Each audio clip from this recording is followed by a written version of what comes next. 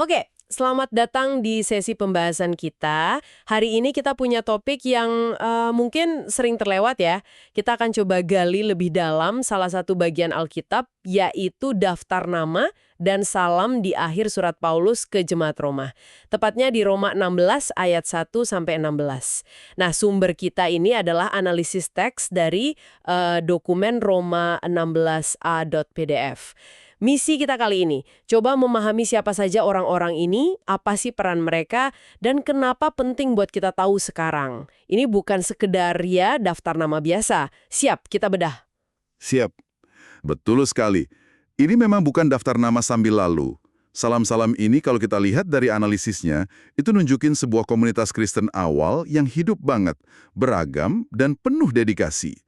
Jadi Paulus itu bukan sekedar kirim salam formalitas gitu ya, tapi dia benar-benar mengakui kontribusi nyata setiap orang, pria, wanita, semua disebut, dalam pelayanan dan penyebaran Injil. Menarik. Mari kita lihat beberapa nama yang menonjol ya. Ada Phoebe, disebut sebagai pelayan jemaat di Kenkrea. Dan juga penolong banyak orang, termasuk Paulus sendiri. Analisis ini bahkan menyebutnya diaken. Wah, ini peran yang cukup formal ya. Iya, betul. Sumber ini menekankan itu, bahwa di mata Tuhan, ya pria dan wanita itu setara dan bisa dipakai secara luar biasa.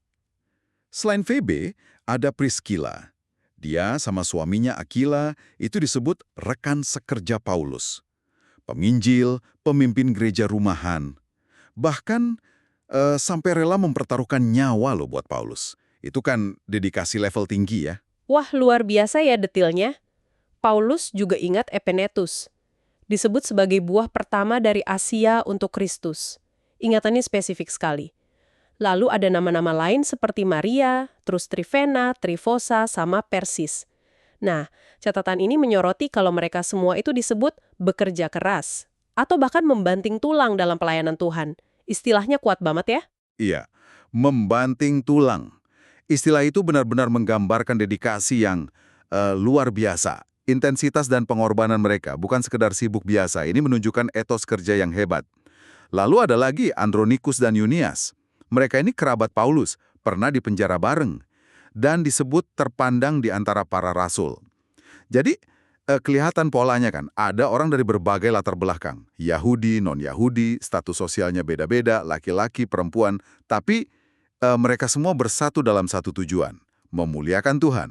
Nah, analisis yang kita pegang ini juga kasih semacam 3 lensa gitu ya buat melihat teks ini. Deskriptif, diagnostik, sama preskriptif. Kalau saya coba rangkum nih ya, secara deskriptif, ini gambaran komunitas yang multietnis, aktif melibatkan semua gender.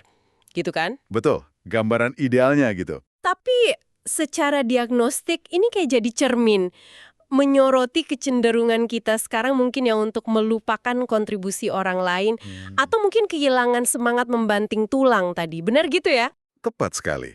Diagnosisnya itu semacam pengingat lembut buat kita.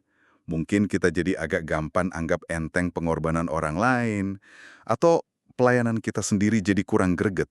Dan harapannya, seperti tertulis juga di Galatia 3 ayat 28 itu, Injil itu kan membawa harapan bahwa semua orang, tanpa pandang status atau gender, itu bisa jadi alat kemuliaan Tuhan.